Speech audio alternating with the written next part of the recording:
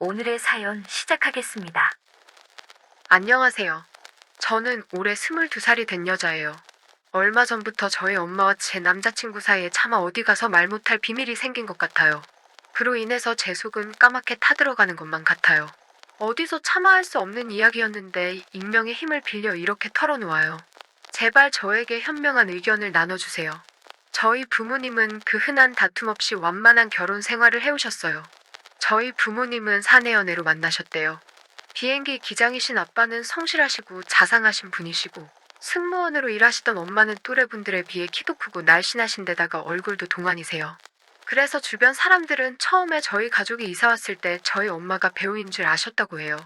두 분은 서로 뜨겁게 사랑하고 그래서 얼른 아이를 갖고 싶었지만 쉽지 않으셨다고 해요. 그렇게 저는 입양되었고 제가 7살 때 이 집에 오게 되었죠. 두 분은 저를 지금까지도 헌신적으로 사랑으로 길러주셨어요. 저에게 한 번도 나쁜 모습은 보이지 않으셨고, 그래서 저도 얼른 결혼을 해서 가정을 꾸리고 싶었어요. 하지만, 이렇게 행복한 가족임에도 불구하고 아빠가 비행으로 집을 비우실 때면 엄마는 늘 외로워하시곤 하셨어요. 평범한 회사원이라면 저희 아빠도 정해진 시간에 출퇴근을 하셨을 테지만, 비행기 기장이라는 직업 특성상 아빠는 한 번 나가시면 며칠씩 집을 비우시게 되셨고, 그럴 때면 저희 엄마는 홀로 밤을 보내시는 경우가 많았지요. 게다가 왈가닥이고 소위 선머슴 같은 제 성격과 달리 저희 엄마는 겁이 많고 소녀스러움을 간직하신 분이세요. 그렇다 보니 천둥 번개가 치는 밤에는 혼자서 주무시는 걸 정말 무서워하세요. 한 번은 아빠가 비행으로 집을 비우셨을 때였어요. 아침부터 하늘이 심상치 않더니 밤이 되자 미친 듯이 폭우가 쏟아지더라고요. 엄마는 그 소리마저 무섭다고 제 방에 베개를 들고 오시더라고요. 제 옆에서 금세 잠든 엄마를 보고 있자니 엄마는 아빠가 필요하시구나 그런 이유 모를 생각이 들더라고요. 그리고 작년부터 심심치 않게 미디어에서 들려오는 고독사 관련 뉴스를 접하실 때마다 엄마는 더 생각이 많아지신 것 같아요. 사실 제가 내년쯤에는 해외로 공부를 하러 가려고 하거든요. 그러면 엄마 혼자서 이 넓은 집에서 보내실 시간이 더 많아지실 거고요. 엄마는 뼈있는 농담처럼 다들 밖에 나가 있을 때 나 혼자 집에서 넘어져도 아무도 모르겠다 말씀하시는데 가슴이 아팠어요. 그렇다고 공부하러 안 갈 수도 없고 아빠가 벌써 은퇴를 하실 수도 없는 노릇이니까요. 그럴 때마다 저는 보안 카메라를 집 안에다가 설치를 하자고 하는데 엄마는 그럼 우리 딸이 엄마의 사생활을 다 알게 될 거 아니냐, 그건 불편해서 안 된다 하시고 웃어 넘기시더라고요. 그런 날들 중 어느 날 저는 얼마 전부터 만나기 시작한 남자친구와 함께 학교 과제를 하려고 남자친구를 집으로 데리고 갔어요. 저는 처음 남자친구가 생기면 꼭 부모님도 알 수 있게 공개 연애를 하고 싶었거든요. 남자친구는 저희 엄마에게 인사를 하곤 방으로 들어와서는 저에게 약간의 과장된 몸짓으로 너희 엄마 장난 아니라며 진짜 아름다우시다고 연신 칭찬을 늘어놓더라고요. 내 칭찬도 아니고 엄마 칭찬을 하는데 괜시리 내가 칭찬받은 것처럼 어깨가 으쓱해지더라고요. 그 이후로도 남자친구는 이따금씩 저희 엄마 안부를 물으며 저한테 말로만 들었을 때는 몰랐는데 그때 정말 아름다우셨다는 찬사에 가까운 이야기를 쏟아놓고는 하더라고요. 어떤 때는 좀 지나치다 싶을 정도로 말이지요. 그때만 해도 차마 짐작조차 할 수 없었어요. 저희 엄마와 제 남자친구가 그렇게 될 줄은요. 2학기가 시작되고 계획대로라면 저는 남자친구와 함께 시험 공부를 하려고 했는데 그날따라 버스가 너무 막히더라고요. 그로 인해서 근처에서 과외가 있었던 남자친구가 저희 집에 먼저 도착했어요. 남자친구 말로는 집에 도착해 초인종을 몇 번이고 눌렀는데 아무도 안 나오고 저도 전화를 안 받아서 너무 걱정이 됐다고 하더라고요. 제 전화기가 마침 배터리가 다 돼서 꺼져 있었거든요. 남자친구는 일단 집으로 돌아가려다가 혹시나 싶은 마음에 저희 집 현관문 손잡이를 돌려봤는데 문이 잠겨있지 않더래요. 걱정스러운 마음에 집 안으로 들어가니 인기척은 들리지 않고 저희 엄마가 집 안에 쓰러져 계시더랍니다. 남자친구는 그대로 엄마를 들쳐업고 인근 병원으로 죽기 살기로 달렸다고 해요. 고마운 얘기고 감사한 일인 거 저도 알아요. 그런데 제가 병원에 도착했을 때 저희 엄마는 막 샤워를 마치고 그 일이 있던 건지 샤워 가운만 입은 차림이셨어요. 고마운 마음도 잠시, 남자친구 등에 저희 엄마가 이런 차림새로 엎여 있었다 생각하니 기분이 별로 좋지 않더라고요. 묘하게 질투 같은 기분이 들었던 것도 같습니다. 저희 엄마를 구해준 것은 너무 기쁘고 고마웠는데 그런데 마음 한켠에서는 이유 모를 답답함이 들었어요. 저희 엄마는 빈혈로 쓰러지셨던 거였고 다행히 남자친구가 제 시간에 엄마를 병원으로 모셨기 때문에 적절한 치료를 받을 수 있었다고 의사 선생님이 말씀하시더라고요. 엄마는 깨어나신 후 무슨 일이 있었는지 들으시고는 남자친구에게 정말 고맙다 하시더라고요. 남자친구 역시 저희 엄마에게 천만 다행이라고 하면서도 엄마를 향해 왠지 모를 미소를 띠는 것 같았어요. 그리고 이틀 뒤 아빠께서 귀국하셨어요. 아빠는 연신 다행이라고 말씀하시면서 그 친구한테 큰 신세를 졌다고, 나중에 무슨 일이든 그 친구가 우리의 도움을 필요로 하면 꼭 알려달라 하시더라고요. 그렇게 몇 개월의 시간이 흘렀어요. 그 시간 동안 남자친구와 저는 점점 더 서로를 알아갔어요. 남자친구는 의리가 있고 도움이 필요한 사람들을 그냥 지나치지 못하는 의로운 성격의 소유자더라고요. 비록 첫 남자친구였지만 저는 결혼까지 하고 싶은 마음이 간절할 정도로 사랑에 빠져 있었어요. 그러던 중 어느 날 남자친구가 저에게 도와달라고 문자를 했더라고요. 남자친구가 저에게 그런 말을 하는 건 그때가 처음이었어요. 항상 의지하는 쪽은 저였기 때문에 이런 남자친구의 문자를 받자마자 걱정이 되더라고요. 남자친구를 만나자마자 대체 무슨 일이냐고 물으니 남자친구는 저에게 정말 숨기고 싶었던 일인데 이제 더는 숨길 수가 없다면서 자기는 저랑 수준이 안 맞는다는 거예요. 그게 무슨 말이냐고 제가 따지자 자기는 하루하루 먹고 사는 것도 힘들다면서요. 사귀면서 진작에 눈치챘죠. 제가 왜 몰랐겠어요. 하지만 사랑하는 사이에 저는 그런 건 아무런 문제가 아니라고 생각했기 때문에 굳이 묻지도 티내지도 않았거든요. 그런데 남자친구는 그게 자존심 상하고 힘든 일이었나 봐요. 이어 말하기를 어머니가 계모임을 하시는데 돈을 떼이셨다고, 그 돈이 없어 큰일이 생겼다며 이제 서울 하늘 아래 버티고 있을 곳이 없어서 할머니가 있는 고향으로 내려가야 할 것 같다고 말이에요. 저는 그런 이유로 남자친구랑 헤어질 수 없었어요. 그래서 일단 같이 방법을 알아보자며 간단하게 필요한 집만 챙겨서 우리 집으로 가자고 했어요. 남자친구와 함께 집에 오자 엄마께서는 여느 때처럼 남자친구를 반겨주시더라고요. 저는 엄마께 일단 상황을 설명드렸어요. 그러자 엄마는 흔쾌히 그럼 당분간 여기서 머물라고 말씀하시더라고요. 그때 제가 왜 그런 제안을 했었던 걸까요? 지금 이 글을 쓰는 이 순간에도 그날의 일이 후회가 돼요. 하루는 제가 유학 간다는 소식에 어릴 적 친구들이 송별회를 해준다고 찾아와 다 같이 술 먹고 노래방 가고 신나게 놀다 보니 막차 시간이 지났더라고요. 저는 엄마와 남자친구에게 전화에 근처 사는 친구 집에서 자고 들어간다고 얘기했죠. 두 사람 모두 별다른 말 없이 알겠다고 하더라고요. 그런데 두 사람 다 목소리가 좀 뭐랄까? 확실히 걱정하는 투는 아니더라고요. 오히려 약간 들뜬 듯한 느낌? 다음 날 아침 서둘러서 집에 도착한 저는 차라리 보지 말았어야 할 광경을 보고 말았어요.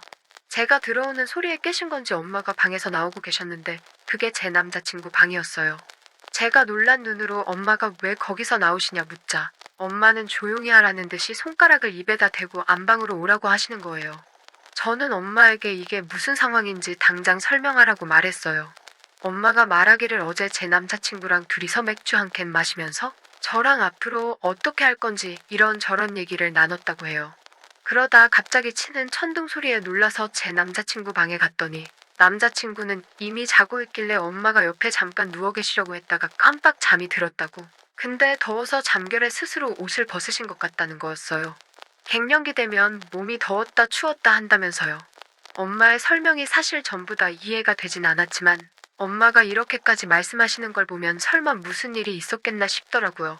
엄마가 굳이 남자친구를 감쌀 필요는 없을 테니까 말이죠. 그리고 또 남자친구가 자느라 아무것도 몰랐다면 굳이 저희 엄마가 제 발로 제 남자친구 방에서 잠결에 옷을 벗었다는 얘기를 할 필요는 없다고 생각했어요. 괜히 엄마만 난처해지실 수도 있으니까요. 그래서 더 이상 그날 일을 따지지는 않았어요. 하지만 그 이후로도 납득하기에는 좀 어려운 일들이 이따금씩 생기더군요. 어느 날부터는 집에 계시는데도 화장을 한 상태로 계셨어요. 엄마가 화장을 안 해도 미모가 빼어나셔서 원래도 화장을 잘 안 하시는데 화장품 사놓은 거 쓰지를 않으니 유통기한이 지나 버리기도 아깝고, 그래서 화장을 한번 해봤는데 언제까지 자기가 이렇게 아름답겠냐며 그냥 자기 만족을 위해 그러는 거니까 이해해달라고 웃어넘기셨어요.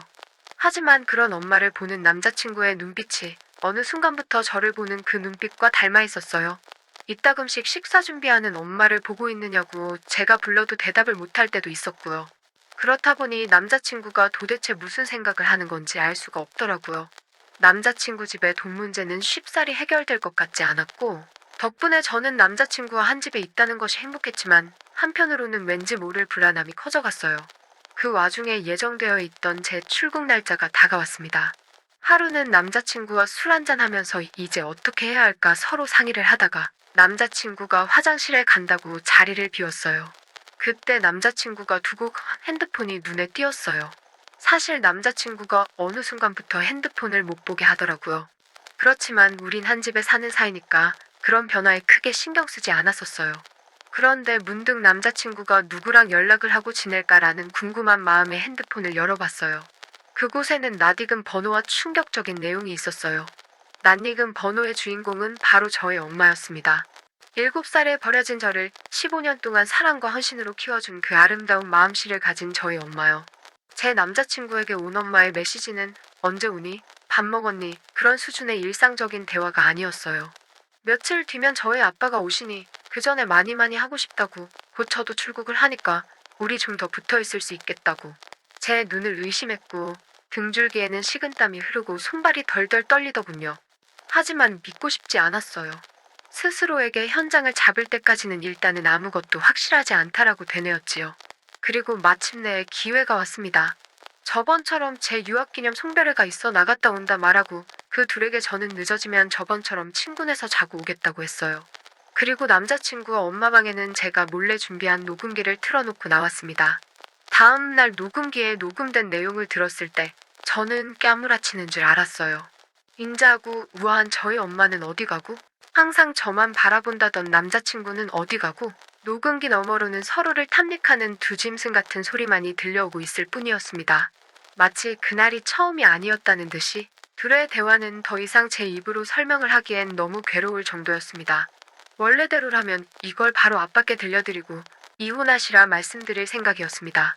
그런데 저는 사실 또 버려지는 게 두려워요. 입양한 딸이 이런 사실을 알고 있다면 아빠든 엄마든 저를 계속 자식으로서 대해주실까요? 그냥 외로운 엄마의 일탈이라고 생각하고 돌아오기만을 바라야 하는 걸까요? 이 일을 폭로하면 전 부모님과 첫사랑인 남자친구까지 잃게 되진 않을까 고민됩니다. 정말 모든 일이 남자친구를 이 집안에 들인 저의 잘못 같아서 죄책감이 느껴지고 죽고 싶을 만큼 고통스럽습니다. 이제 곧 있으면 출국하게 생겼는데 남자친구가 갈 곳이 없다 하니 당분간 더 머물어도 문제없지 않겠냐고 물어보는 엄마의 말이 저를 더 고통스럽게 만드네요.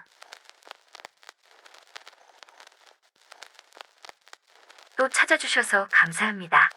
매일 새롭고 흥미로운 사연으로 찾아뵙겠습니다. 구독과 좋아요 잊지 마시고 다음 사연으로 다시 찾아뵙겠습니다. 감사합니다. 오늘의 사연 시작하겠습니다. 7년 전 겨울의 이야기입니다. 제가 사는 동네 가까운 역 근처에서 그 여자를 처음 봤지요. 어디 지역인지는 혹시나 저를 알아볼 사람도 있다고 생각하니 밝히지는 않겠습니다. 아무튼 역 근처에 자주 다니던 PC방에서 하루 종일 죽치고 있다가 밖에 나오니 날이 아직 헌하더군요. 시간 가는 줄 모르고 밤을 새버리고 마른 거죠. 갑자기 전날에 못 잔 피로가 쏟아져서 집에 가서 자려고 하는데 큰삿거리 건널목에서 그 여자가 제 뒤에서 저에게 먼저 말을 걸어왔어요. 잠깐 실례 좀 할게요. 라고 물어오는 소리를 듣자마자 도를 아세요? 그런 거 물어보는 거라는 걸 단번에 알았죠.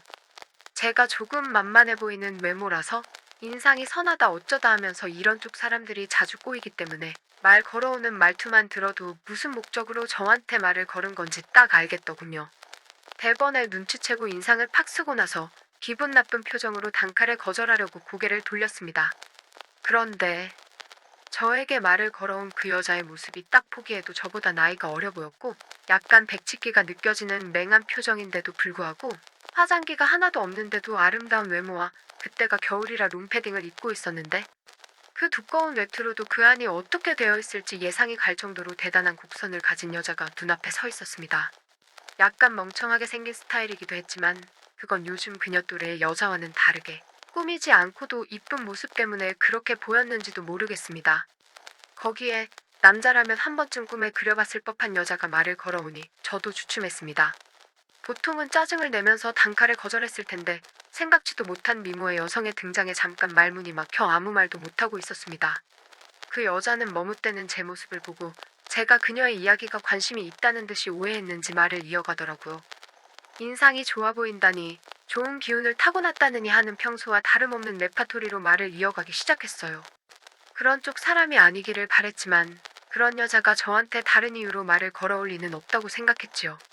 한창 그녀의 얼굴과 그녀의 롱패딩 안쪽을 훑어보듯 쳐다보다가 더 이상 이런 쓸데없는 소리를 듣는 시간이 아깝다는 생각이 들어 평소처럼 거절하고 갈 길을 가려고 하는데 그녀의 맹한 모습을 보니 문득 장난을 한번 쳐보고 싶다는 생각이 들더라고요. 좋은 말씀 고마워요. 이야기 더 들어보고 싶은데 제가 밤을 새우고 나와서 그런지 지금 너무 피곤해서 그러는데 어디 조용한 데 가서 이야기하면 안 될까요? 혹시나 하는 마음도 있었고 거절한다 하더라도 아니면 말고 하는 식의 저도 손해볼 것 없는 장난이라고 생각했습니다. 그런데 그 여자는 단 1초를 고민하지 않고 알겠다고 하면서 앞장을 서더라고요. 앞장을 서서 골목 안쪽으로 걸어 들어가는데 모양이 자기가 아는 곳으로 저를 데려가려고 하는 것 같아 보였습니다. 조용한 데 가자고 한 게 전데 제가 미쳤다고 그 여자가 안내하는 곳으로 따라가겠습니까? 안 봐도 그 여자 같은 사람들이 작업을 치고 있을 소굴 같은 곳일 텐데 그 여자가 원하는 대로 할 이유가 없었죠. 앞장서는 그녀를 내버려두고 가만히 서 있으니 고개를 돌려 왜 안 따라오냐는 식으로 저를 쳐다보고 있더라고요. 그래서 저는 그녀에게 그쪽이 아는데 가자는 게 아니라 제가 지금 너무 졸려서 그러니 근처 숙박업소로 가서 마저 이야기해주세요. 라고 대놓고 이야기를 했습니다. 여전히 아니면 말고 식의 대화였어요. 이번에는 당연히 거부할 줄 알았는데 혼자 막 끙끙대면서 고민을 하더라고요. 그러더니 얼마 안 있어서 마음을 굳힌 건지 알았다고 하면서 저를 뒤에서 따라오더군요. 집 주변이고 이 근처 지리는 훤하게 꿰고 있어서 골목골목 다니면서 최대한 허름한 곳으로 그녀를 데리고 들어갔지요. 카운터 보는 아줌마한테 말 잘해서 15,000원 주고 방을 빌렸습니다. 카운터에서 주는 비닐백을 받아들고 방으로 가는데 문득 이 여자는 뭘 믿고 따라온 거지 하며 속으로 별별 생각을 다 했습니다. 방에 들어가니 그녀는 눈치를 보다가 적당한 곳에 무릎을 포개고 허리를 꼿꼿이 세워서 바닥에 앉고는 저를 뚫어져라 보고 있더라고요. 그 모습을 보니 괜히 긴장이 되기 시작했습니다. 원래는 저는 낮잠이라도 자야겠다는 말로 방에 들어왔으니 일부러 침대에 누워서도 서로 얼굴 마주보고 대화를 나눌 수 있게 배려해서 자리를 잡아 앉은 것처럼 보였습니다. 어물쩡거리다 저도 결국 이불 속으로 들어갔고 고개만 빼곤 꺼내서 그녀의 눈을 응시했더니 제가 생각한 무드는 잡히지가 않고 그녀는 기계마냥 대뜸 그녀가 하고 싶은 말을 하더라고요. 조상님이 어쩌고 하면서 진지하게 본론으로 들어가더라고요. 그런데 어쨌든 그녀를 방 안으로 끌어들이는 것까지는 성공을 했는데 그 여자가 말하는 게 제 귀에 들어오지 않고 제사 말고 제밥에만 관심이 가고 있었습니다. 어쨌든 그녀도 그게 일이라고 배운 대로 조상님의 기운에 대해 열변을 토하는데 제가 아무 대답도 않고 그녀 얼굴만 빤히 쳐다보고 있으니 답답했는지 몸을 베베 꼬기 시작하더라고요. 그래도 실내라고 난방이 작동해서 방 안이 데펴지기 시작하니 그녀도 땀이 나기 시작한 건지 드디어 외투를 벗어던지고는 다시 처음부터 이야기를 하려고 하는데 제가 생각한 대로 외투 속에 감춰진 그 여자의 진짜 본체는 대단하기 짝이 없었습니다. 겨울에 이러는 것보다 여름에 활동을 한다면 아마 그녀는 실적이 단체에서 제일 가는 사람이 되지 않았을까 싶을 정도로 그냥 존재만으로도 남자들을 불러 모을 수 있겠다는 생각이 들었습니다. 안 그래도 정신 잃게 만드는 그녀였는데 더 멋들어진 모습을 보게 되니 그때부터는 정말 목이 타고 마른 침만 계속해서 넘어가더라고요. 열변을 토하고 있는 그녀였지만 그녀가 하는 말은 귀에 하나도 들려오지 않고 제 시선은 오직 그녀의 얼굴과 아래를 번갈아가며 보고 있었습니다. 그러다 그녀도 그제서야 제가 그녀 말은 듣지 않고 있다는 걸 눈치채고 제 시선까지 눈치챘는지 어느 순간부터 갑자기 저를 경계하는 모습을 보여주더라고요. 그 모습에 그녀의 경계심부터 풀어줘야겠다 싶었지요. 지금 생각해보니까 웃긴 게 그녀가 먼저 저희 경계심을 풀고 조상님한테 제사 지내게 만들어줘야 하는 건데 이젠 입장이 바뀌어서 제가 그녀의 경계심을 풀으려고 하고 있으니 말이지요. 제가 이불을 걷어차고 나와서 그녀 옆에 가까이 자리 잡고 앉았습니다. 그러니 그녀가 당황해서는 뭐예요? 라고 하면서 경계하더라고요. 그래서 제가 능글맞게 조상님한테 제사도 안 지냈는데 조상님이 이끌어서 당신과 나를 만나게 해줬다고 너스레를 떨었지요. 이게 다 제가 조상님한테 소홀했던 덕분이라고 조상님이 저한테 만족했으면 당신을 나한테 안 보냈을 거 아니겠냐고 했습니다. 그리고 조상님한테 잘했다가 당신을 더 이상 볼 기회가 사라진다면 어차피 실제로 만날 일도 없는 조상한테 미움 좀 받겠다고 했습니다. 조상님한테 미움받는 대신 당신하고 더 가깝게 지내고 싶다고요. 지금 생각해보면 진짜 자다가도 이불을 걷어찰 정도로 유치한 멘트였는데 그녀는 제 멘트가 마음에 들었나 봅니다. 고개를 숙이고 있는데 얼굴을 봤더니 양쪽 볼따구가 새빨개져서는 아무 말도 못하고 있더라고요. 그래서 어떻게든 그날 그녀랑 쇼부를 쳐야겠다는 생각이 들었습니다.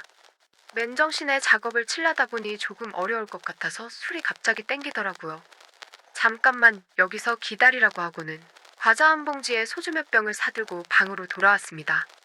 바리바리 싸들고 온 소주 몇 병을 보니 그녀가 깜짝 놀라더라고요. 다짜고짜 술을 왜 사오셨냐고 따지는 걸 대충 얼버무리면서 그녀를 달래줬어요.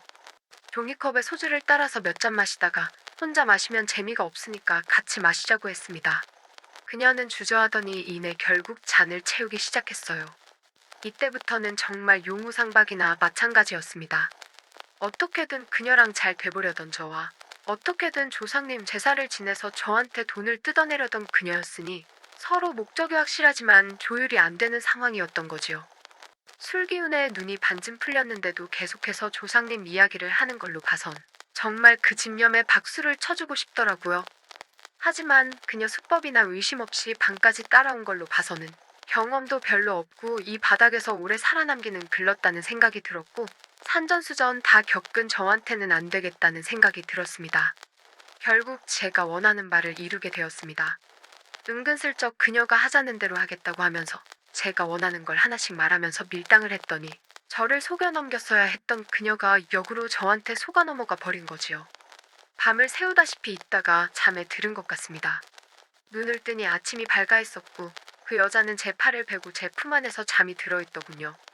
화장기가 전혀 없지만 예쁜 얼굴에 아침에 눈을 뜨자마자 또다시 힘이 솟아나더군요. 그렇게 잠들어 있는 그녀에게 한 번 더 어떻겠냐고 흔들어 깨우려는데 그녀가 눈을 뜨자마자 제게 건넨 첫 마디는 이제 해달라는 대로 다 해줬으니까 조상님께 제사 드릴 거죠? 술이 조금 깨서 그런지 다시 본래의 목적으로 돌아온 그 여자였습니다. 눈은 뜨는 둥 마는 둥 잠에서 덜 깬 모습으로 눈 뜨자마자 그러는 그 여자를 보니 질리기도 하고 그런데 또 너무 예쁜 모습에 저도 모르게 알겠다고 했습니다. 대신 지금은 경제적으로 조금 아쉬운 상황이라 준비가 되면 연락을 주겠다고 하니 그 여자도 알겠다고 했어요. 하지만 그녀는 그 뒤로도 제사 이야기는 형식적으로 하기만 했지 본연의 목적을 잊고 저랑 지내는 게 즐거웠나 봅니다. 만날 때마다 제사는 언제 지내겠냐 물어보긴 하지만 강요한 적은 따로 없었습니다. 그녀의 미모 때문에 몇 번 더 만나긴 했는데 막상 같이 데이트 같은 걸 하려니 재미가 없더라고요. 그렇게 몇 번 정도 만나다가 제 쪽에서 정이 떨어져서 연락을 끊어버리긴 했지만요. 그녀는 아직도 어딘가에서 모르는 사람에게 말을 걸어 조상님 걱정을 해주고 있을까요? 또 찾아주셔서 감사합니다. 매일 새롭고 흥미로운 사연으로 찾아뵙겠습니다. 구독과 좋아요 잊지 마시고 다음 사연으로 다시 찾아뵙겠습니다. 감사합니다. 차마 알지 못했죠. 죽음과 이별을 이해하게 된 지금의 나이가 되니 어머니를 생각할 때면 자연스레 아버지가 떠오릅니다. 특히 올해 어머니 기이되는 얼굴조차 희미한 어머니 생각보다 아버지 생각이 더 낫습니다.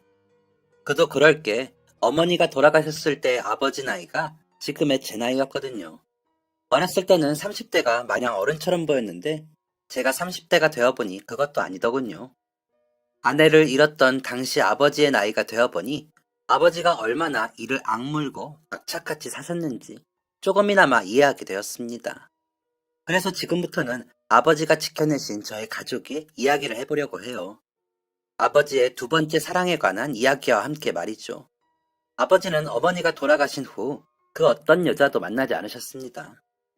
어머니와 아버지는 동네에서 함께 나고 자라 연인이 되어 결혼한 경우였거든요. 평생 동안 사랑해온 어머니를 한순간에 잃었으니 얼마나 가슴이 아팠을까요? 아마 아버지에게는 누군가를 만나 다시 사랑할 여유가 없으셨을 겁니다. 하지만 저와 동생을 향한 사랑만큼은 차고 넘치셨어요. 어릴 적부터 제 꿈은 아버지 같은 사람을 만나 결혼하는 것이었으니 아버지가 얼마나 다정하셨는지 상상하실 수 있겠죠. 저는 아버지 손에서 자라며 단 한 번도 어머니의 부재를 느낀 적이 없습니다. 물론 어머니가 그립기는 했지만 어머니가 없어서 남들이 누리는 것들을 못 누리지는 못했어요. 예를 들자면 어머니가 해주시는 예쁜 도시락과 예쁜 헤어스타일 같은 것들 말이죠. 아버지는 제가 소풍이라도 가는 날에는 보름 전부터 도시락 싸기를 준비하셨습니다. 딸 기죽이지 않겠다며 온갖 자료들을 긁어모아 예쁜 도시락 싸기 연습을 하셨죠. 물론 대부분의 연습작들은 엉망이 되었고 엉망이 된 연습 작품은 아버지의 뱃속으로 들어가기 마련이었지만 막상 소풍 당일이 되면 아버지는 누구보다 화려하고 먹음직스러운 도시락을 준비해 주셨어요. 아버지가 싸주신 도시락을 들고 가면 저는 그날의 스타가 되어 있었습니다. 초등학교에 들어가기 전까지만 해도 저의 헤어스타일은 똑 단발이었습니다. 제가 그 머리 스타일을 고집했거든요. 그런데 학교에 들어가 보니 긴 머리를 예쁘게 묶은 친구들이 참 많더라고요. 그때부터 저는 머리를 자르지 않았습니다. 양갈래 머리도 해야 하고 하나로 묶은 머리도 해야 하고 따은 머리도 해야 하고 리본 달린 머리망도 써야 하는데 짧은 머리로는 이것들이 불가능했으니까요. 아버지는 갑자기 머리를 기르겠다는 저의 선언에 굉장히 당황해하셨습니다. 아버지는 무남동녀의 여자 머리를 꾸며본 적 없는 분이셨거든요. 할 줄 아는 거라고는 짧은 제 머리에 똑딱핀을 달아주는 것 정도였습니다. 제가 머리를 기르겠다고 선언한 지 이틀째 되던 날, 저희 집에는 미용실에서나 볼 법한 가짜 사람 머리가 놓여 있었습니다. 바로 아버지의 연습 대상이었어요. 퇴근한 아버지는 항상 그 가짜 머리를 붙잡고 연습을 하셨습니다. 지금이야 유튜브 같은 것들을 통해 쉽게 배울 수 있지만 그때는 그런 것도 없었어요. 아버지는 회사에 있는 아주머니 동료들에게 머리 닦는 방법을 속성으로 배워 집에서 연습하곤 하셨습니다. 아버지가 마네킹 머리를 건들면 마네킹 머리는 난리가 났어요. 1시간 동안 마네킹 머리를 만지고 나면 마네킹 머리는 산발이 되어서 또 1시간 동안 정리를 해야 했죠. 하지만 아버지는 또 해내셨습니다. 제 머리가 어깨를 넘어 묶을 수 있을 정도의 길이가 되었을 때 아버지는 제 머리를 예쁘게 양갈래로 묶어주셨어요. 아버지의 노력은 여기서 그치지 않고 계속되었습니다. 이런저런 스타일을 연습하신 아버지는 결국 어떤 머리든 보자마자 흉내낼 수 있을 정도의 실력자가 되셨고 저는 초등학교를 다니는 내내 아버지에게 이 머리 해달라, 저 머리 해달라를 요구하며 화려한 헤어스타일을 소화해낼 수 있었어요. 아버지는 동생에게도 지극정성이셨습니다. 그때는 아버지의 이런 노력을 당연하게만 생각했지만 저도 사회생활을 하고 나니 아버지가 얼마나 대단하셨는지 새삼 느껴지더라고요. 하루 종일 일을 하고 들어오면 피곤할 법도 한데 아버지는 꼭 요리를 해서 저녁을 먹이셨어요. 저녁 먹은 걸 치운 뒤에는 동생과 저를 씻기고 저와 동생이 잠들 때까지 시간을 함께 보내주셨죠. 저와 동생이 잠들고 나면 그 이후로는 머리 닦기 연습과 육아 공부를 하셨다고 합니다. 취업한 이후 아버지에게 이렇게 물어본 적이 있었어요. 아빠는 안 피곤했어? 나는 이 나이에도 일하고 들어오면 피곤해 죽겠는데. 아빠는 그때 30대 중후반이었잖아. 그것도 애 둘을 혼자 키워야 하는. 좀 쉬고 싶은 생각도 들었을 텐데 괜찮았던 거야? 제 질문에 아버지는 이렇게 대답하셨습니다. 엄청 힘들었지. 근데 그것도 지난 일이잖아. 지금 생각해보면 그냥 행복했던 것 같아. 기억은 미화되기 마련이라지만 아빠는 좀 특이한 것 같아. 어떻게 그걸 좋았다고만 기억해? 아버지는 이해가 되지 않는 듯한 제 말에 웃으며 대답하셨습니다. 나는 아빠잖아. 너는 아빠가 거저되는 줄 알아? 그 정도 노력은 해야지. 아버지와의 대화는 웃으며 마무리되었지만 저는 아버지의 웃음 뒤에 감추어진 시간들을 알았기에 마냥 웃을 수만은 없었어요. 아버지에게는 혹시 우리 애들이 엄마 없다고 무시라도 당하면 어떻게 하지? 엄마가 없다는 사실을 부끄럽게 여기게 되면 어떻게 하지? 와 같은 고민으로 점칠된 시간들이 존재했기 때문이죠. 사춘기 때 몇 번의 위기가 있긴 했지만 그 위기의 순간도 다행히 잘 넘어갔습니다. 지금 생각해도 아버지에게 감사해요. 그렇게 저는 무사히 10대 시절을 마친 뒤 대학에 입학하게 되었습니다. 대학을 서울로 갔기 때문에 20살이 된 저는 아버지와 13살짜리 동생만 둔 채 서울에서 자취를 시작했어요. 대학 입학을 하고 나니 신경 쓸 일 천지더라고요. 모임은 또 왜 이렇게 많은지. 저는 둘만 남은 아버지와 동생이 걱정도 되고 보고 싶었지만 3개월 동안 집으로 갈 수 없었습니다. 대학에 적응하는 일은 그렇게 어려운 일이었어요. 겨우겨우 본가에 올라간 날, 저는 아버지에게서 묘한 기류를 느꼈습니다. 어딘가 몽글몽글해 보인달까? 지금까지 아버지에게 한 번도 느껴지지 않은 분위기였어요. 저는 호기심을 참지 못하고 아버지에게 물었습니다. 아빠, 기분 좋아 보이네. 무슨 좋은 일이라도 있어? 저는 아버지가 아무렇지 않게 제 말에 대답을 해줄 거라고 생각했어요. 그런데 아버지의 반응은 굉장히 수상쩍었습니다. 아버지는 제 질문이 끝나자마자 화들짝 놀라며 손을 휘저었어요. 어? 무슨 말이야? 아빠한테 좋은 일이 있냐니. 아빠, 그런 거 없어. 아빠한테는 너희가 기쁨이지. 아버지의 말투는 13살짜리 동생조차 이상하다고 느낄 정도로 수상했습니다. 저는 그 주 주말 내내 아버지를 쫓아다니며 괴롭혔어요. 아니, 빨리 말해달라고. 뭐 때문에 그렇게 들뜬 건데?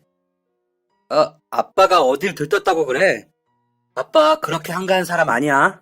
연애 같은 거, 뭐 그런 거에 신경 쓸 겨를도 없다고. 다 큰 딸내미 하나에 이제 중학교 들어가는 아들이 하나 있는데. 놀랍게도 실제로 아버지는 이렇게 스스로 모든 비밀을 밝히셨습니다. 궁지에 몰리자 모든 것을 실토한 아버지는 당황해하셨어요. 그게 아니라 라면서 해명하려고 하셨죠. 저는 그런 아버지를 보며 배를 잡고 굴렀습니다. 뭐야, 아빠 여자친구 생겼어? 뭐야, 동생 키우느라 바쁘다더니 할 거 다 하고 있었네.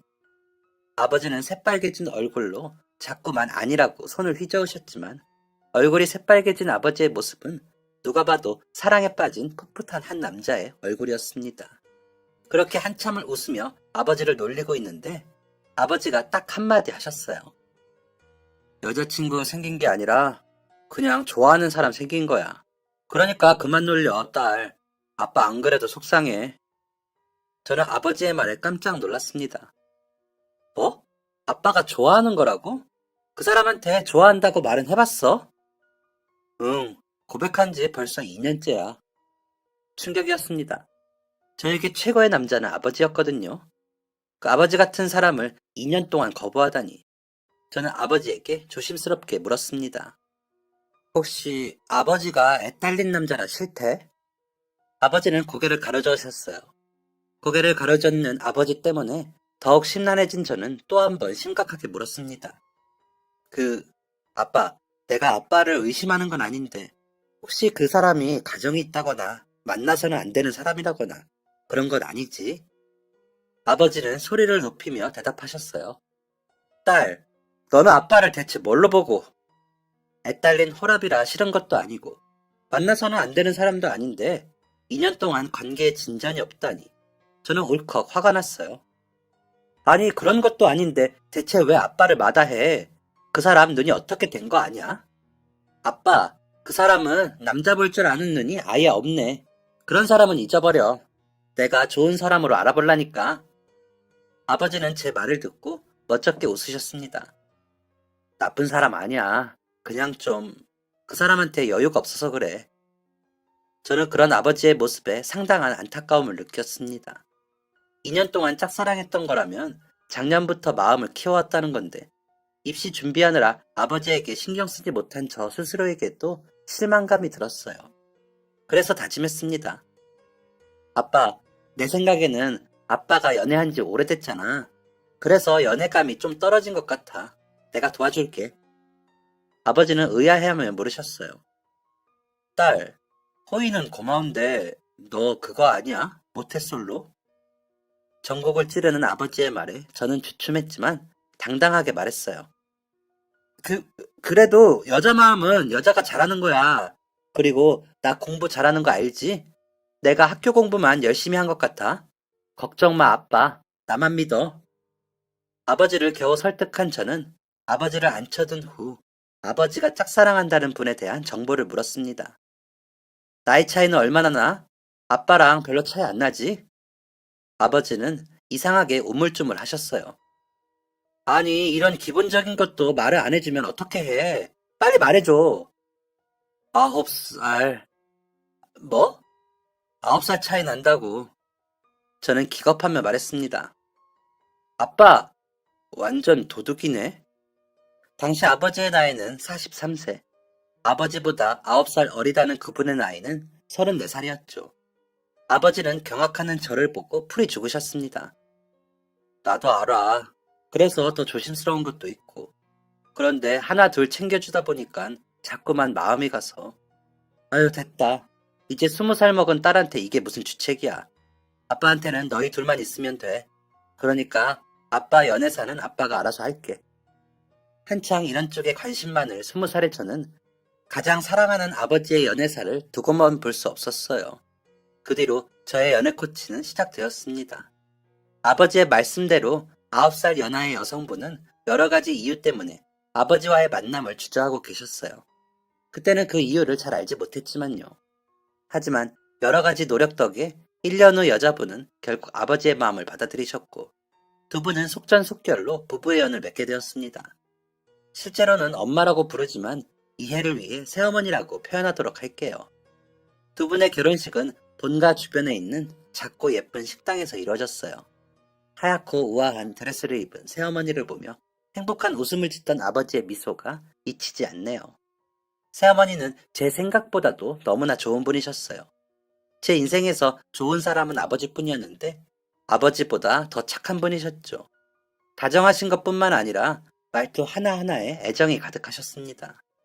제가 새어머니에게 더욱 감사한 것은 제 동생 때문이에요. 저는 대학 때문에 자취를 해서 집에 자주 내려가지 못했어요. 그런데 집에 갈 때마다 중학생인 동생이 묘하게 날카로워지더라고요. 가끔 보는 저도 느낄 정도였는데 함께 살고 있는 아버지와 새어머니는 더 심하게 느끼셨겠죠. 저는 그런 동생을 볼 때마다 동생을 어르고 달랬습니다. 하지만 동생은 누나가 신경 쓸 일 아니잖아. 내 일은 내가 알아서 해. 라며 제 말을 무시하기 일쑤였습니다. 아버지에게도 마찬가지로 행동했다고 하더라고요. 이 정도로 예민한 사춘기를 보냈던 동생이 누그러진 건 바로 새어머니 덕분이었습니다. 새어머니는 아버지가 미안할 정도로 동생을 잘 돌봐주셨다고 해요. 예민하게 구는 이유가 아버지의 재혼 때문은 아니었던 동생은 그런 새어머니의 진심 어린 행동에 조금씩 마음을 열기 시작했고 나중에는 마음속 깊은 데 있는 고민도 털어놓을 정도로 새어머니와 관계가 가까워졌다고 합니다. 동생은 시간이 좀 지나고 나서야 그때 이야기를 하더라고요. 왜 그렇게 예민했는지 모르겠어. 세상 모든 게 다 못마땅해 보이는데 새어머니가 너무 잘해주시니까 나중에는 예민하게 구는 게 민망하더라고. 저희 가족은 아직도 그때의 동생 이야기를 하며 몇 시간씩 수다를 떨곤 합니다. 그렇게 동생이 무사히 사춘기를 지나 보내게 되고 대학을 졸업한 저는 본가로 돌아오게 되었습니다. 제가 21살 때 두 분이 결혼을 하셨으니 3년 만에 새어머니와 한 지붕에서 살게 된 것이었죠. 그런데 본가에 올라온 저는 새어머니의 분위기가 묘하게 가라앉은 것을 느꼈습니다. 무슨 일이 있으신 건지 대놓고 묻기도 하고 은근슬쩍 돌려 묻기도 했지만 새어머니는 괜찮다며 미소 지으실 뿐 이유를 말씀해주지 않으셨습니다. 아버지는 무언가를 아는 듯 했지만 아버지도 말씀을 아끼시는 듯 해서 저는 새어머니에게 무슨 일이 있는지 더 이상 묻지 않았습니다. 때가 되면 말씀해 주시겠지 생각만 했죠. 한 가지 확실한 건 아버지와 새어머니 사이에 문제가 있었던 건 아니라는 것입니다. 그렇게 저는 제가 할 수 있는 선에서 새어머니를 챙겨드렸어요. 취업 준비차 본가에 있는 것이었기 때문에 면접을 보러 서울에 다녀올 때마다 새어머니가 좋아하시는 디저트류도 사다 드린다든지 아버지가 주말에 출근하시면 적적한 새어머니의 말동무가 되어드렸죠. 하지만 새어머니의 어두운 기색은 사라질 기미가 보이지 않았어요. 저와 함께 있을 때면 환하게 웃으시다가도 방으로 들어가시면 조용히 한숨을 내쉬곤 하셨거든요. 새어머니에게 벌어진 일을 알게 된 것은 아주 우연한 계기였습니다. 취업 준비를 비롯해 독립 준비를 하느라 가족관계 증명서가 필요한 날이었어요. 제 가족관계 증명서를 출력해 제출했는데 제 기준 가족관계 증명서가 아니라 부모님 기준의 가족관계 증명서도 필요하다고 하더라고요. 자식들은 떼어볼 수 있다기에 급했던 저는 동사무소로 가서 해당 서류를 발급받았습니다. 그런데 저는 가족관계 증명서를 잘못 발급받은 줄 알았어요. 이거 잘못 나온 것 같은데요? 서류를 발급해준 직원은 그럴 리 없다는 듯 말했습니다. 그럴 리가요. 아버지 기준으로 한 부, 어머니 기준으로 한 부 아닌가요? 저는 다시 한번 서류를 찬찬히 살폈습니다. 새어머니의 가족관계 증명서에 적혀있는 이름은 제가 아는 새어머니의 이름이 맞았어요. 그런데 새어머니 밑으로 낯선 이름의 두 사람이 자녀로 딸려 있더군요. 새어머니에게 2명의 자녀가 따로 있었던 것이죠. 놀랄 여유도 없이 한 가지 가정이 제 머리를 스치고 지나갔습니다. 혹시 새어머니가 요즘 심란하신 게 이것 때문은 아닐까? 저는 곧장 아버지의 회사로 찾아갔습니다. 급한 호출을 받고 나온 아버지는 제 손에 들려있는 가족관계 증명서를 보고는 올게 왔다는 표정이었습니다. 아빠는 다 알고 결혼한 거지? 아버지는 고개를 끄덕이셨고 그동안 저에게 차마 말하지 못했던 이야기들을 하나 둘 꺼내놓으셨습니다. 원래는 혜미가 직접 이야기하는 게 맞겠지만 너도 알다시피 혜미가 요즘 속이 아닌지라 아빠가 대신 말해줄게. 아버지는 새어머니가 아버지의 3년간의 구애를 받아들이지 못한 이유부터 설명해 주셨어요. 혜미에게 2명의 아이가 있다는 건 사실이야. 아빠를 만나기 전에 결혼했다가 이혼한 경력이 있어. 저는 이혼이 흠이라고 생각하지 않기 때문에 잠자코 아버지 이야기를 들었습니다. 혜미는 성격 차이 같은 걸로 이혼한 게 아니었어. 전 남편의 학대를 못 견디고 이혼한 거였지. 저는 제 귀가 잘못된 줄 알았어요. 학대라니? 그 천사 같은 새어머니가 학대라니? 뭐? 미친 거 아니야? 이후 아버지가 들려준 이야기는 가히 충격적이었습니다.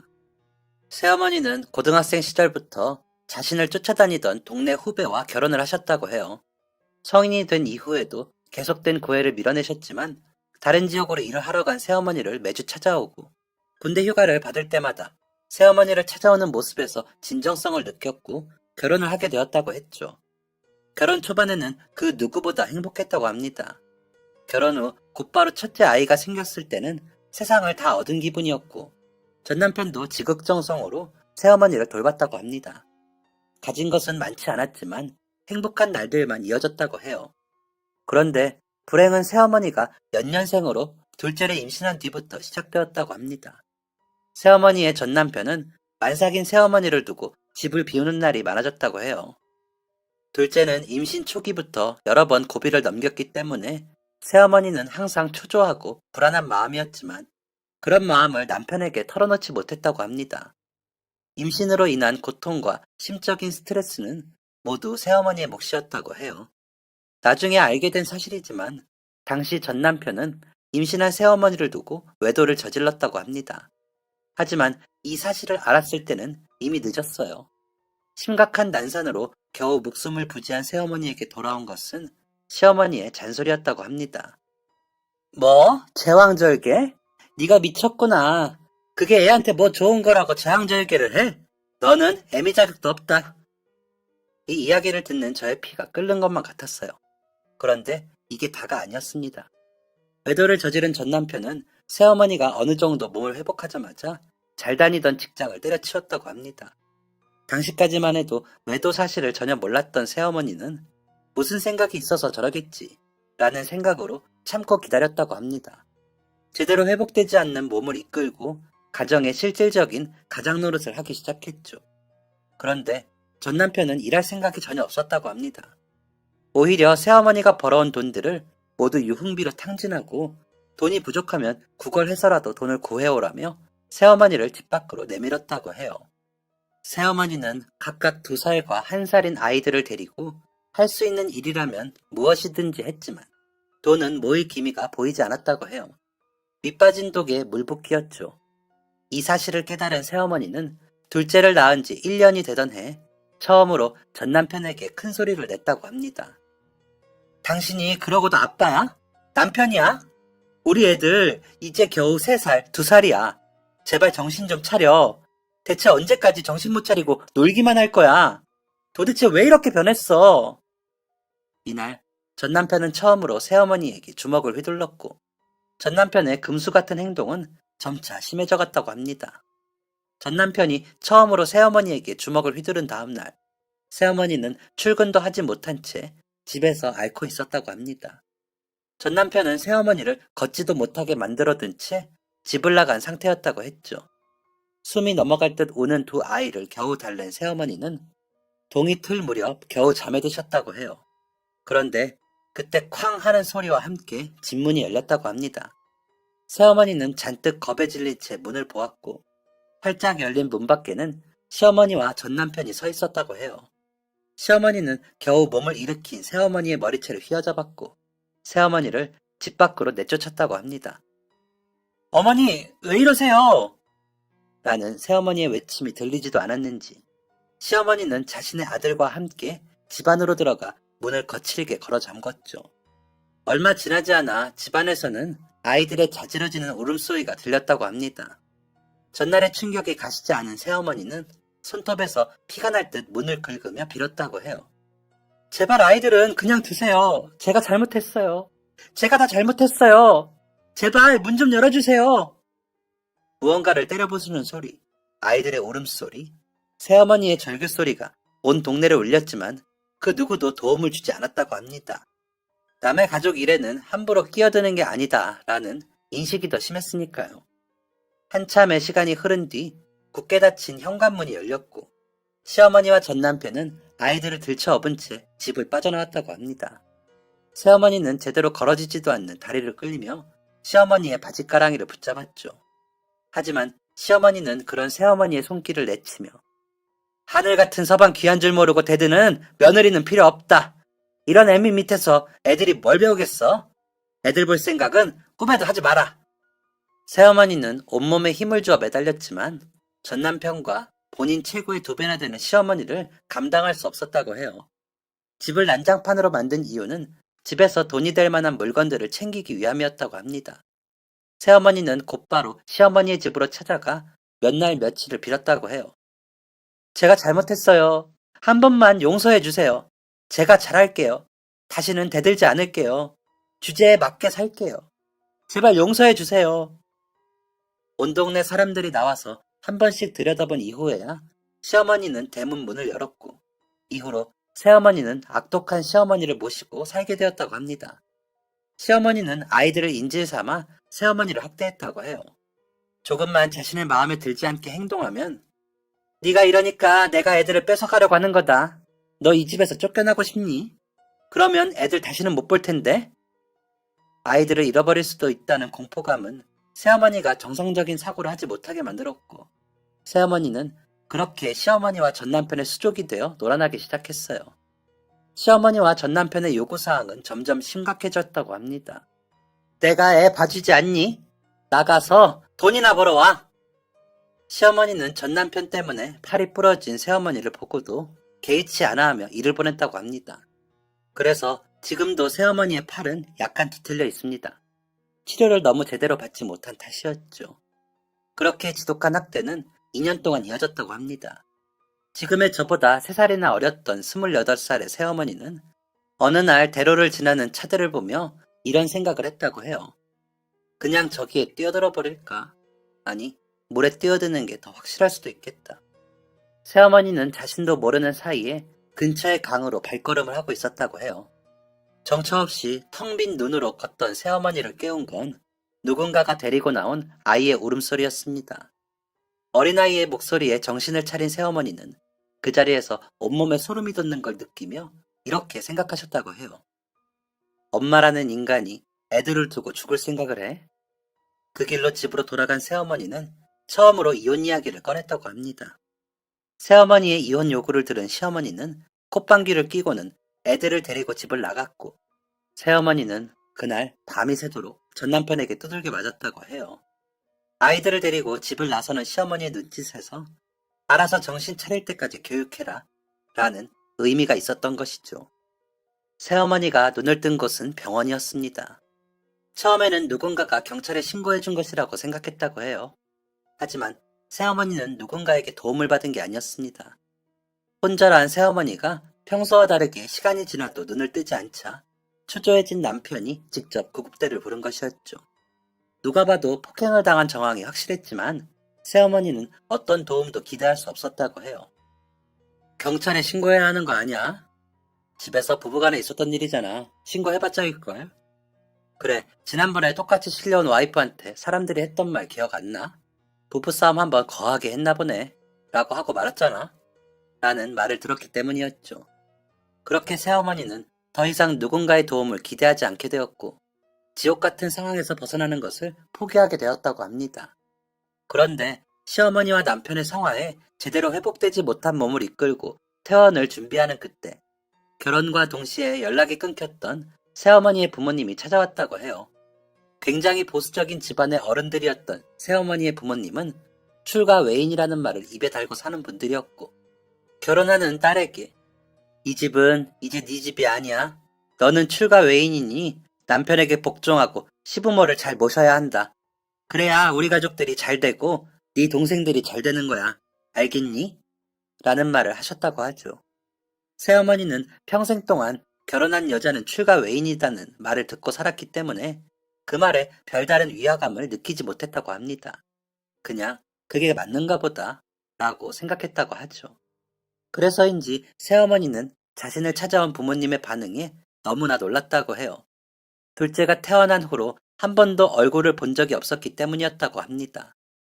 평생 동안 딸에게 출가 외인 이야기를 한 새어머니의 부모님들도 온몸에 붕대를 칭칭 감고 있는 새어머니의 모습에 적잖은 충격을 받으셨다고 해요. 딸에 대한 애정이 없는 것은 아니었는지 그냥 두면 너가 죽겠다며 적극적으로 이혼을 밀어붙이셨다고 하죠. 새어머니는 이미 시어머니와 전남편에게 세뇌를 당한 상태였기 때문에 친정 부모님의 이혼 추진을 막으셨지만 처음으로 눈물을 보이는 친정어머니의 애원에 이혼을 선택했다고 합니다. 전형적인 강강약약이었던 시어머니와 전남편은 새어머니의 부모님에게 입도 뻥끗하지 못했다고 해요. 그렇게 시어머니는 죽을 고비를 넘기고 나서야 전남편과 이혼할 수 있었다고 합니다. 하지만 한 가지 불행이 남아 있었어요. 바로 아이들의 양육권이 전남편에게 넘어갔던 것이죠. 시어머니와 전남편은 새어머니가 가정에 충실하지 않고 아이들을 제대로 돌보지 않았다는 말도 안 되는 소리를 짓거렸다고 합니다. 새어머니는 그동안 가정을 실질적으로 먹여 살린 사람이 자신이라는 것에 양육권을 가져올 수 있으리라 믿었다고 해요. 하지만 새어머니가 병상에 누워있는 동안 모든 재산은 시어머니와 전남편 앞으로 돌아간 지 오래였고 경제권이 없다는 이유로 새어머니는 아이들의 양육권을 빼앗겼다고 합니다. 억울함을 호소했지만 힘없는 새어머니의 말에 귀 기울여주는 사람은 없었어요. 아이들을 데려오지 못했기 때문에 이혼을 했어도 시어머니는 그 악마 같은 모자에게서 자유로울 수 없었습니다. 전남편은 아이들의 양육비를 무기로 자신의 유흥비를 뜯어냈다고 해요. 새어머니는 그 인간에게 돈을 주지 않으면 아이들이 굶어 죽을 수도 있다고 생각했기 때문에 전남편의 요구를 거부할 수 없었다고 합니다. 아이들을 앞세워 새어머니를 착취하던 그들의 요구는 점차 그 정도를 넘어갔어요. 어느 순간부터 감당할 수 없을 정도의 요구가 계속되자 새어머니는 그들의 요구를 처음으로 거절했다고 합니다. 애들한테 필요하다고 해서 보내준 돈이 지금까지 어디로 들어갔는지 내가 모를 것 같아? 자꾸 이런 식으로 나오면 나도 가만히 있지 않을 거야. 그동안 당신한테 양육비 명목으로 송금한 내역 다 가지고 있어. 더 이상 애들을 무기로 말도 안 되는 요구하지 마. 아이들 걱정에 덜덜 떨리는 목소리를 애써 감춘 새어머니가 말을 겨우 마친 후에도 전남편은 묵묵부답이었다고 합니다. 그렇게 전남편과의 통화가 끊어진 후 남은 건 새어머니를 향한 아이들의 원망이었어요. 새벽녘 아이들에게서 전화가 왔고 너무나 오래간만에 하는 통화에 새어머니는 기쁨을 감추지 못했다고 합니다. 그런데 기쁜 목소리로 자신들의 안부를 묻는 새어머니에게 아이들은 너무나 차가운 목소리로 이렇게 말했어요. 엄마는 우리를 버린 거지? 말도 안 되는 소리에 새어머니는 소리쳤습니다. 뭐? 무슨 말이야? 엄마가 너희를 버리기는 왜 버려? 언젠가 엄마가 너희를 찾아올 거야. 엄마가 열심히 준비하는 중이야. 그러니까. 하지만 아이들은 새어머니의 목소리에 귀를 기울이지 않았습니다. 됐어. 이미 아빠랑 할머니한테 얘기 들었어. 엄마는 더 이상 우리를 신경 쓰지 않는다고. 내 자식 아니니까 버리든지 키우든지 알아서 하라고. 말도 안 되는 이야기였습니다. 새어머니는 억울했어요. 엄마가 얼마나 열심히 일하고 있는데 그 말 믿지 마. 그거 다 거짓말이야. 하지만 새어머니의 억울한 외침은 공기 중으로 흩어지고 말았습니다. 아이들은 새어머니의 이야기를 제대로 듣지도 않은 채 이렇게 말했습니다. 우리를 자식으로 생각하지 않는다면 나도 엄마를 엄마라고 생각하지 않아. 새어머니는 몇 번이나 전화를 시도했고 아이들의 학교와 집 앞으로 찾아가 기다렸지만 그때마다 새어머니와 아이들의 만남은 시어머니와 전남편의 손에 의해 막힐 뿐이었습니다. 결국 새어머니는 자신을 차갑게 바라보는 아이들의 눈빛을 견디지 못하고 모든 것을 포기하셨습니다. 새어머니가 자신의 인생을 살기로 결심했을 때의 나이는 겨우 31살이었다고 해요. 그렇게 새어머니는 아이들의 생일이나 졸업일이 되면 작은 선물만 붙일 뿐 아이들과 그 어떤 왕래도 하지 않았다고 합니다. 그런 세월이 모여 지금에 이르게 되었고 그 사이 새어머니는 아버지의 열렬한 구애에 저희와 가족이 된 것이었죠. 저는 이 사실을 알고서야 새어머니가 왜 그토록 아버지의 구애를 외면하셨는지 이해할 수 있었습니다. 이 모든 이야기를 전해들은 저는 큰 충격에 휩싸였고 아버지에게 물었습니다. 새어머니가 요즘 안색이 안 좋은 건 설마 그 자식들 때문인 거야? 아버지는 천천히 고개를 끄덕이셨습니다. 아버지가 입을 달싹이시던 그때 외출하셨던 새어머니가 들어오셨어요. 그 이야기는 내가 해주는 게 맞을 것 같구나. 최근 새어머니의 낯빛이 어두웠던 이유는 새어머니가 친자식들이 그 집안에서 개밥의 도토리 취급을 받고 있다는 것을 알게 됐기 때문이었습니다. 애들이랑 마지막으로 통화를 했을 때 이상한 걸 느껴야 했어. 그때 애들 나이는 고작 8살, 7살이었는데 애들 입에서 나온 말은 애들이 할 만한 말이 아니었거든. 그럼 설마 전 남편이 애들한테 그렇게 말하도록 시킨 거였어. 애들은 평소에 자기네 아버지와 할머니를 매우 무서워했으니까 어쩔 수 없었겠지. 새어머니는 스스로를 자책하고 있는 게 분명했습니다. 저는 그런 새어머니의 모습에 더욱 분노했어요. 그게 사람이 할 짓이에요? 아무리 새어머니가 미워도 그렇지. 어떻게 엄마와 자식 사이를 그런 식으로 멀어지게 해요? 새어머니는 한숨을 푹 쉬며 대답하셨습니다. 그렇게 하면 내가 예전처럼 돈을 줄 줄 알았나 봐. 애들한테 엄마로 인정받고 싶으면 잠자코 돈을 보내라는 속셈이었을 거야. 그런데 본인들 뜻대로 되지 않았잖아요. 그러면 지금 아이들이 어떻게 살고 있는지는 나도 최근에 알게 됐어. 제대로 보살핌도 못 받고 버리지 못해서 키운 지 오래됐다더라. 애들은 몇 살인데요? 새어머니는 주춤거리며 대답했습니다. 큰애는 14살, 작은애는 13살. 저는 기겁했습니다. 그 작은 아이들을 방치하듯 키우다니 인간 같지도 않은 그들의 행동에 이가 갈렸어요. 저는 곧바로 소리쳤습니다. 그럼 당장 아이들을 데려와야지. 뭐 하는 거예요? 제 대답에 아버지와 새어머니는 굉장히 놀란 듯 했습니다. 특히 새어머니의 눈에는 금세 눈물이 가득 찼죠. 괜찮은 거니? 재혼녀인 내가 네 아버지와 결혼을 하고 심지어 이전 결혼해서 낳은 아이가 둘이나 있다는 걸 이제야 말한 건데 새어머니가 그렇게 말씀하시는 것도 이해가 갔지만 아무렴 저에게 그런 사실은 아무 상관이 없었습니다. 엄마가 그러셨잖아요. 가족이라면 어떤 허물이라도 보듬어 줄 줄 알아야 한다고. 제가 엄마 손에서 자라면서 배운 건 그거였어요. 피가 섞이지는 않았더라도 엄마는 제 엄마예요. 엄마가 저를 보듬어 주셨던 것처럼 저도 어머니를 보듬을 수 있도록 해주세요. 새어머니는 더 이상 울음을 참지 못하셨습니다. 아버지와 저, 새어머니가 부둥켜 안고 울고 있을 때 귀가한 동생은 깜짝 놀라며 상황을 물었고 같은 이야기를 전해들은 동생도 저와 마찬가지의 반응을 보였습니다. 이후부터는 모든 것이 착착 진행됐어요. 당시 저는 갓 대학을 졸업한 24살의 취준생이었기 때문에 시간이 아주 많았습니다. 그래서 저는 새어머니와 아버지를 대신해 새어머니의 친자식들을 돌려받기 위해 온 동네를 휘젓고 다녔어요. 제가 직접 목격한 결과 아이들의 생활은 비참하기 짝이 없었습니다. 한창 클 나이에 영양소 섭취를 제대로 못한 것인지 몸무게는 평균 몸무게에 한참 못 미쳐 보였고 소매와 바짓단은 한마디 이상 짧았죠.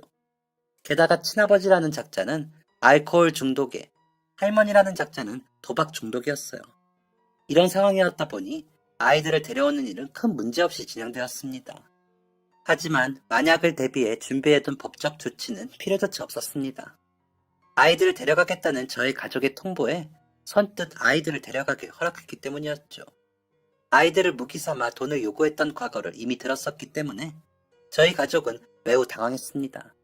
또 다른 꿍꿍이가 있는 건 아닌지 불안함에 잠도 못 이뤘죠. 하지만 그들은 정말로 아이들을 하루빨리 데려가길 원했어요. 마치 저주받은 골동품을 넘기는 듯한 모양새에 분노가 치밀었지만 꾹 참았습니다.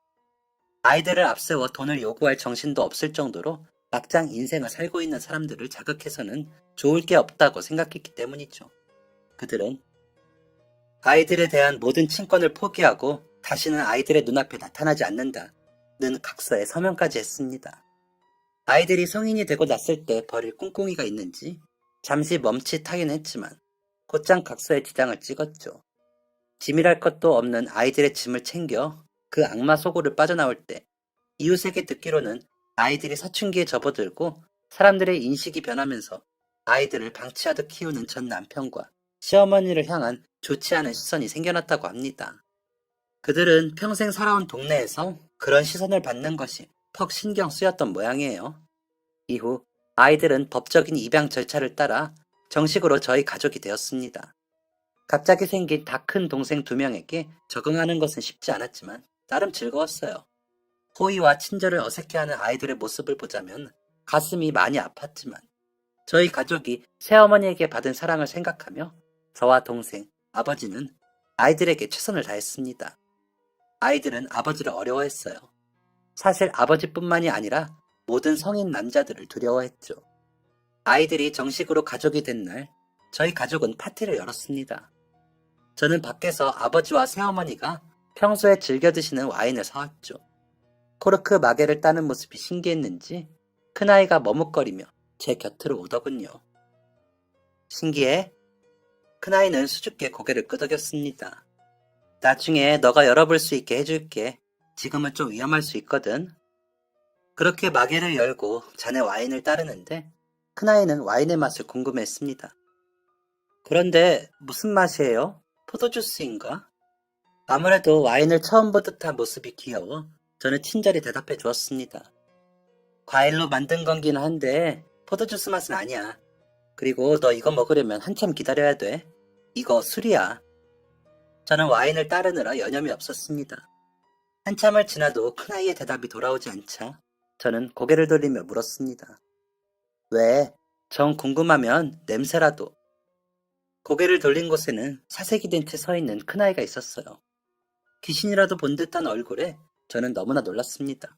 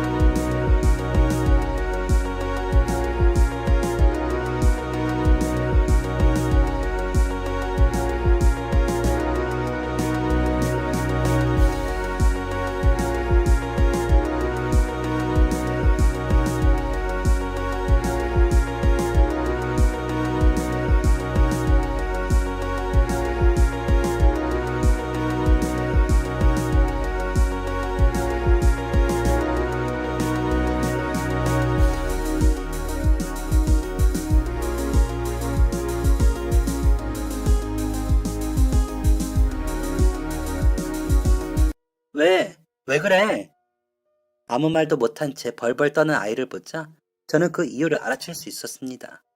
아이는 술을 마시고 폐악질을 부리는 친부의 행동을 보고 자랐기 때문에 술이라는 존재에 막연한 공포심을 가지고 있는 것이었어요.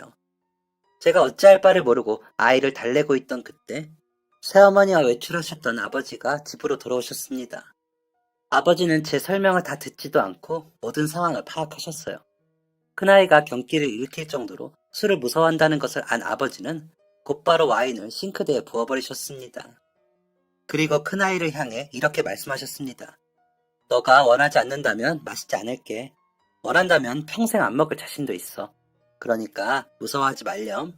이 집에는 술을 마시고 소리를 지르는 사람도 물건을 집어던지는 사람도 없어. 걱정하지 마. 괜찮아. 큰아이는 아버지의 목소리에 안정감을 되찾았고 저희 가족은 포도주스를 곁들여 새 가족의 탄생을 기념했습니다. 그 후로 벌써 7년이라는 세월이 지났네요. 벌써 제 나이는 동생을 낳았을 때의 아버지의 나이와 같아졌습니다. 저는 31살이, 둘째 동생은 24살이, 셋째 동생은 21살이, 막내는 20살이 되었습니다. 올해는 막내가 성인이 되는 해였어요. 그리고 우리나라에서 제일 가는 대학에 입학하기까지 했죠. 12월 31일에서 1월 1일로 넘어가던 새벽, 저희 가족은 처음으로 함께 술잔을 기울였습니다. 제 동생들은 더 이상 술을 무서워하지 않습니다. 성인 남자를 두려워하지도 않아요. 몇 주 전에는 저와 아버지의 생일 파티가 있었습니다. 아버지와 저는 같은 달 생일이기 때문에 함께 생일을 챙기거든요. 함께 저녁 식사를 하고 있는데 막내가 우물쭈물하며 작은 상자 2개를 꺼냈습니다. 기대하지 않은 선물에 놀란 마음으로 상자를 열어보니 그곳에는 작은 지갑과 넥타이가 담겨 있었습니다. 막내가 저희 모르게 과외를 하며 번 돈으로 저와 아버지의 생일 선물을 산 것이었어요. 괜히 눈물이 나더라고요. 저를 누나라고 못 부르던 아이가 어느새 이렇게 커서 선물을 준비해주는 모습이 감격스러웠습니다. 열심히 일했을 텐데 사고 싶은 거 살 때 쓰지 뭐 이런 걸 준비했어. 소중하게 선물 받은 지갑을 쓰다듬는 제게 막내는 이렇게 말했습니다. 누나는 한 번도 내 생일을 그냥 넘어간 적이 없잖아. 내가 직접 돈을 벌어보니까 알겠더라. 아무리 고생해서 번 돈이어도 사랑하는 사람에게 쓰는 건 아깝지 않아. 감동적인 동생의 말에 일렁이는 분위기를 깨트린 건 다름 아닌 셋째였습니다. 나도 준비했지. 셋째는 호기롭게 자신이 준비한 선물을 꺼냈습니다. 저를 위한 향수와 아버지를 위한 등산화였어요. 뭘 이런 걸 준비했어? 라는 말에 셋째는 조용히 대답했습니다. 고마워 누나. 그 다음으로 셋째는 아버지에게 말했어요. 감사해요 아빠. 셋째와 막내는 고마워요 엄마, 고마워 형 라는 감사 인사를 한 사람 한 사람에게 전했습니다. 눈물 많은 저희 가족 덕에 그날 생일 파티는 또다시 눈물바다가 되었습니다. 저희는 누가 뭐래도 가족입니다. 서로에게 모든 것을 내어주게 되더라도 전혀 아깝지 않은 그런 가족이요.